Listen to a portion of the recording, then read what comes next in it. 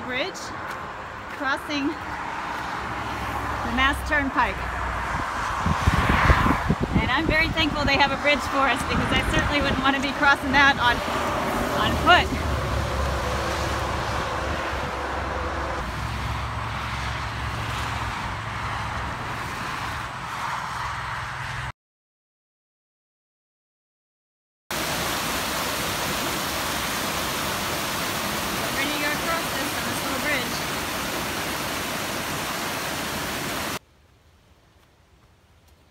I just stopped to do a quick progress check. I've been hiking for just about 2 hours now, and in theory I'd have about 4 miles under my belt, but I've been going real slow, taking my time, and there's a lot of mud and rocks, so I've only got 3 done, which is fine. I've got a short day, so I'm not in a rush, and I really just want to take my time and see how my sprained foot does.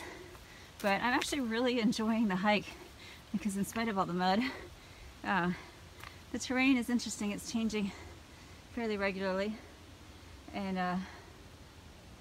it's a little bit challenging, which is good. Definitely not boring. Oh, there's some sunshine, yay! And I'm about 2/3, maybe 3/4 of the way through an 800-foot climb, and then after that, the terrain, I think it's a little bit more level, just some smaller ups and downs. So far it's a good day. Well, this is the top of Beckett Mountain. It's wooded, so there's no views, but there is the foundation of an old fire tower here, a AT register, and then there's a little trail that goes over to what looks like an interesting rock back in there. So I may wander down there, but I'm gonna actually sit and have a quick snack before I head on. Well, it turns out that what I thought was a little side trail is actually AT, and that is a pretty cool rock.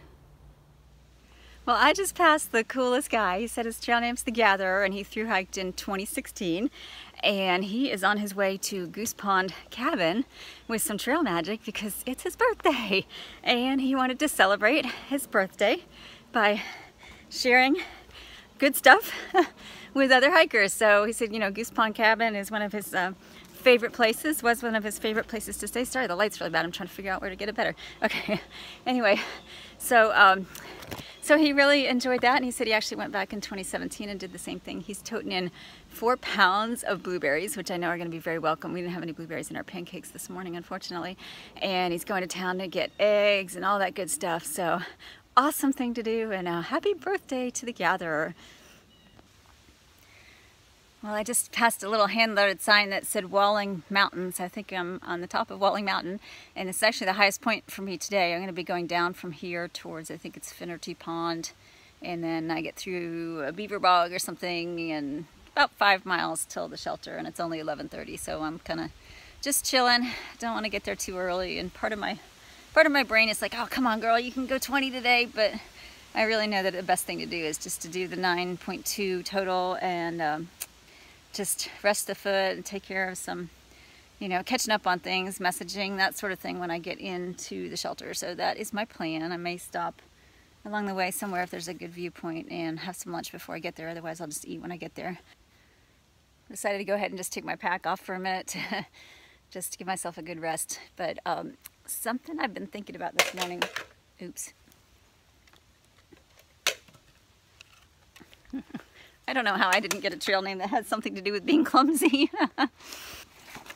Anyway, something I've been thinking about as I've been hiking today is that I really let the pain from my foot get into my head.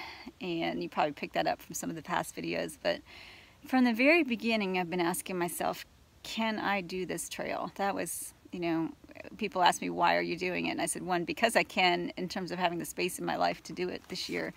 And then second, because I wanted to find out if I can. And I do want to find out if I can. But that approach has led me to be very, I guess, doubtful or hesitant about my abilities, and especially when the pain gets in my head and starts to undermine my confidence and really make me think that I'm not going to be able to hike through it. So as I was hiking today and just enjoying, it sounds crazy to enjoy the mud, but enjoying the hopping through the mud and trying to make my way without getting my feet soaked, and you know, some of the big rocks, which I don't mind compared to the little rocks going into Harper's Ferry that I could not stand. Anyway, so yeah, I've enjoyed the hike, and I was just thinking, and I thought that's not the right attitude. Yeah, the pain does get in your head. It does eat away at you after a while, but I have to change my attitude and say, not can I do this hike, can I get it done, but how am I going to get it done? And I've already made some of that decision by doing the leapfrog and jumping up, but even with that, I was feeling doubtful, and it was making me feel just kind of down about the jump, that like, oh, I'm with all these people and they're going to get to Katahdin and be done, and I've still got all those hundreds of miles to still do after that. So that was getting me kind of down. The pain was getting me down, and I just need to change my approach and really think about, okay, I'm going to get to Katahdin, and I got to figure out how I'm going to do that between now and the time they shut it down for the season. So I'm going to be working on that, figuring that out, and then the rest of the miles I will get done afterwards. And it may take me longer than I planned. It definitely will take me longer than I planned, but that's part of the trail. You take what it throws at you, you learn to roll with the punches, and you figure out how to get it done. So unless for some reason I am injured to the point, or sick to the point where a doctor says, girl, you got to get off the trail, I'm going to change my attitude, I promise you, and try to not let these things get me down. I know I'm going to have down days. We all have down days, but I am going to try to be much more positive and focus on how I can get it done. So that's my commitment. I'm putting it out there, and I trust you guys to hold me to it. Looks like I've reached Finnerty Pond, and Gut-Hook says I'll be going around the pond, and I guess there's not real good pond access for a while, but hopefully maybe I can get some water, or just wait till the next stream. We'll see.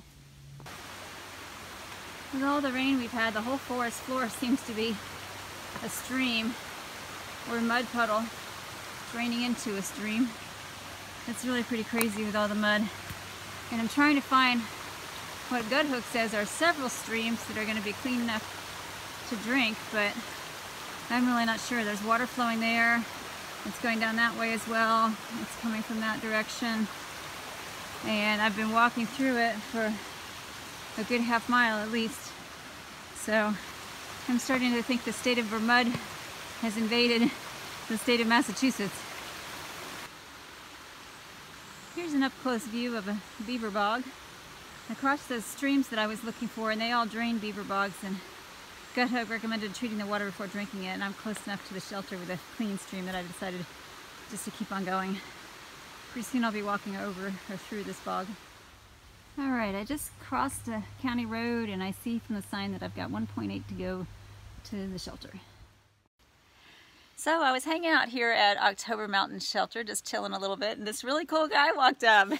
His name is Too Many, and he does amazing things for veterans with PTSD and their families. So I'm going to have him tell you about his nonprofit. I'm very excited to be able to share it with you. So here goes. My name is Too Many, and I work with a nonprofit group called Operation Creekside. We send care packages all over the world to troops at home and abroad, and we also do PTSD retreats for veterans who come back with PTSD. So I also am working in conjunction with 22 Too Many, a nonprofit group out of Maryland, where I'm walking for 22 specific families. I walk 100 miles with a placard for each family, and at the end of 100 miles I'll take that placard off and send it to the parents or to the wife of the veteran who killed themselves to PTSD. 22 every day kill themselves with PTSD, and it's an epidemic that we need to stop. So you can help stop PTSD or help veterans that have it with donating to Operation Creekside. It's operationcreekside.org. Or you can go to www.22toomany.com, and you can donate to them as well. So we appreciate the joyful Rambler, my friend Moon Pie, for having us on, and we really appreciate it. And as always, God bless America and all that keep her free. Awesome. Thank you so much for doing that. It's important to me too, because my husband's a veteran and I know how difficult it can be for the veterans and for their families. So I really appreciate your work and thank you for sharing it. Oh, thank you.